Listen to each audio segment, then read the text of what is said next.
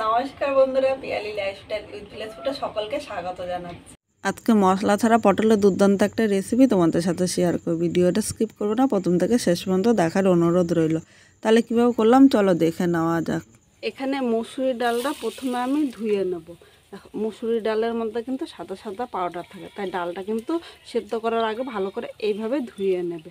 এইভাবে ডালটা আমি একদম পরিষ্কার জল দিয়ে আরও 2বার ধুয়ে নিয়ে আসছি।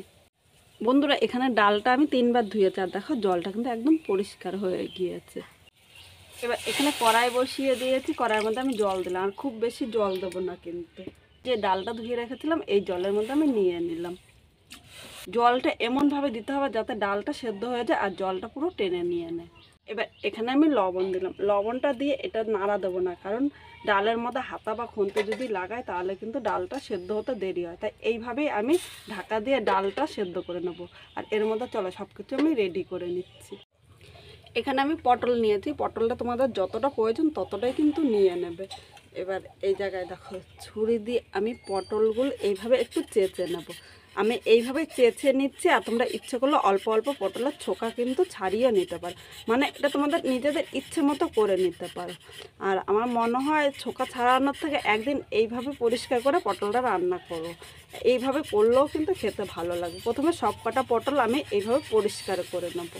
পটলটা পরিষ্কার করে নিয়েছে, এবার পটলের সামনে ও পেছনে একটু একটু করে কেটে আমি বাদ দিয়ে দিলাম। দেখো পটলটা এইভাবে প্রথমে আমি কেটে নিচ্ছি, আর এরপরে কিন্তু পটলটা কাটবো। প্রথমে এইভাবে পরিষ্কার করে নিতে হবে। আজকে খুব সাধারণভাবে আর নামমাত্র তেল মশলা তোমাদের সাথে রান্না করব। আর এটা যে এত সুন্দর লাগে তোমরা একবার খেলে কিন্তু বারবার বলবে এইভাবে করার জন্য, যে এত অল্প মশলা দিয়ে কিভাবে রান্না করলাম। অবশ্য কিন্তু তোমরা দেখতে হলে পুরো ভিডিওটাই দেখতে হবে। বন্ধুরা, এখানে সব পটলগুলো কেটে নিয়েছি। এবার পটলগুলো আমি আগে ধুয়ে নেব, আর পটলগুলো ধুয়ে পরে কাটবো। আর কাটার পর কিন্তু পটলগুলি আমি আর ধোবো না, পরিষ্কার জল দিয়ে ধুয়ে আমি জল ছাড়িয়ে এবার একটা থালার মধ্যে তুলে নিলাম। এখন এই পটলটা মাঝখান থেকে প্রথমে এইভাবে কেটে নেব। দেখো ইচ্ছে করলে তোমরা পটলের দানা কিন্তু রেখে দিতে পারো, আবার আমার মতো এইভাবে ফেলেও দিতে পারো, মানে তোমাদের ইচ্ছে খুশি। বলো তো, পটলের দানা আমার খেতে ততটা ভালো লাগে না, তাই পটলের দানাটা আমি ফেলে দিচ্ছি। শক্ত শক্ত দানাগুলো একদম দাঁতে লাগে। এইভাবে সবকটা পটল প্রথমে আমি পরিষ্কার করে নেব। এখানে সব পটলগুলো আমি পরিষ্কার করে নিয়েছি, এবার পটলগুলো আমি কেটে নেব।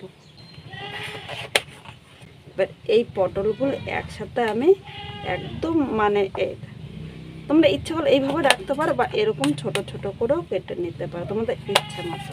প্রথমে এইভাবে সবকটা পটল আমি কেটে তারপর তোমাদের সাথে দেখাচ্ছি। বন্ধুরা, এখানে সব পটলগুলো কাটা হয়ে গিয়েছে। এবার এই পটলের মধ্যে আমি স্বাদ অনুযায়ী লবণ নিয়ে নিলাম, প্রয়োজন মতো হলুদ দিয়ে দিলাম। হলুদ ও লবণটা এর সাথে মেখে নেব। হলুদ ও লবণটা যদি পটলের সাথে মেখে 5 মিনিট রাখি, তাহলে সামান্য তেলে পটলটা কিন্তু ভাজা হবে। আর পটল ভাজতে কিন্তু খুব বেশি তেল লাগবে না। অবশ্যই এই টিপসটা ব্যবহার করো, তাহলে অল্প তেলেই কিন্তু তোমরা রান্নাটা করতে পারবে। এখানে দেখো হলুদ ও লবণটা মেখে নিয়েছি। এবার এইভাবে পটলটা আমি 5 মিনিট রেখে দেবো। এখানে কিন্তু ডালটা সেদ্ধ হয়ে গিয়েছে, আর দেখো ডালের জলটা কিন্তু একদম শুকিয়ে গিয়েছে। এবার আমি ডালগুলো তুলে নিলাম। এখন কড়াইটা পরিষ্কার করে নিতে হবে। কড়াইটা পরিষ্কার করে আবারও বসিয়ে দিলাম। এবার এর মধ্যে আমি সর্ষের তেল নিয়ে নিলাম।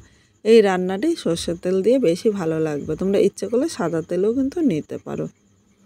এখন তেলটা গরম করে নিয়েছি। এবার এখানে আমি মেখে রাখা পটলগুলো নিয়ে নিলাম। এবার আমি তেলের সাথে নেড়ে চেড়ে মিশিয়ে মিডিয়াম আগুনে পটলটা হালকা লাল করে ভেজে নিতে হবে। খুব বেশি কিন্তু পটল ভাজবে না, খুব বেশি পটল ভাজলে কিন্তু খেতে ভালো লাগবে না। এখন আমি ঢাকা দিয়ে আরও 2 মিনিট এইভাবে মিডিয়াম আগুনে পটলটা ভেজে নেব। 2 মিনিট পর ঢাকনিটা আমি তুলে নিলাম। এখানে দেখো পটলটা কিন্তু হালকা ভাজা হয়েছে, আর পটলটা সেদ্ধ হয়েছে।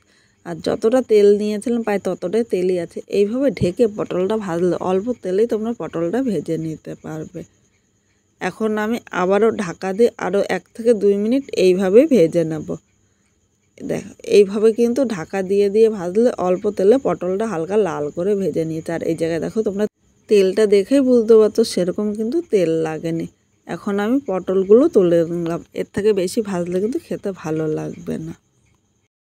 কড়াইতে অনেকটাই তেল রয়েছে, আর আলাদা করে তেল দেবো না, প্রথমেই বলেছিলাম এই তেলেই রান্না করব। এবার এখানে আমি একটা শুকনো লঙ্কা সম্বাদ দিলাম, মাঝারি সাইজে দুটো পেঁয়াজ কুচি নিয়েছি, এর মধ্যে নিয়ে নিলাম।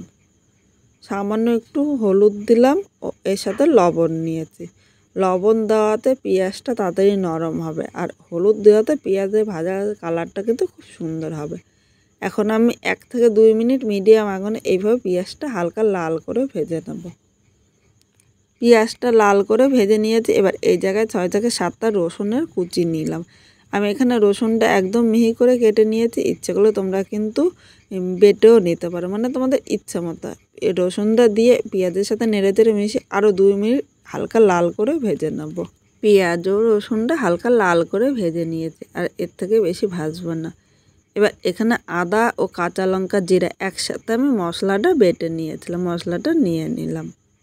বাটির গায়ে অল্প মশলা লেগেছিলো, তাই বাটিটা ধুয়ে সামান্য জল নিয়েছি, খুব বেশি জল নেব না।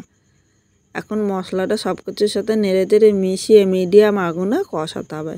যতক্ষণ না মশলার কাঁচা গন্ধ যায় ততক্ষণই কিন্তু মশলাটা ভালো করে কষিয়ে নিতে হবে। এবার এই মশলার মধ্যে আমি হলুদ নিয়ে নিলাম। এখন কিন্তু আমি লবণ দেবো না, কারণ আমি পটল ভাজার সময় লবণ দিয়েছি আর ডাল সেদ্ধর সময় লবণ দিয়েছি, তাই লবণ দিলে লবণটা কিন্তু ভালো লাগবে না। আর অবশ্য যে কোনো রান্নায় স্বাদ অনুযায়ী লবণ লাগবে। এবার মশলাটা 3 থেকে 4 মিনিট কষিয়ে নিয়েছি, আর দেখো মশলা থেকে তেলও ছেড়ে দিয়েছে।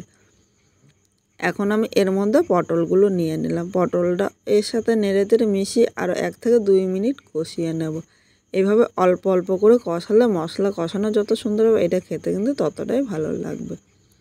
এখানে মশলাটা কষানো হয়ে গিয়েছে। এরপর আমি উষ্ণ গরম জল নিয়ে নিলাম। খুব বেশি জল নেব না, কারণ পটলটা ভেজে নিয়েছি আর ডালটাও কিন্তু সেদ্ধ হয়ে গিয়েছে। পটলটা সেদ্ধ হওয়া পর্যন্ত মানে খুব সামান্য জল নিয়েছি। আর তোমরা চেষ্টা করবে একটু গরম জল নিলে, গরম জল নিলে পটলটা তাড়াতাড়ি সেদ্ধ হবে, খেতেও ভালো লাগবে। এবার জলটা নেড়েচেড়ে মিশিয়ে নিয়েছি, এর সাথে আমি ডাল নিয়ে নিলাম। ডালটাও এর সাথে নেড়েচেড়ে মিশিয়ে নেব।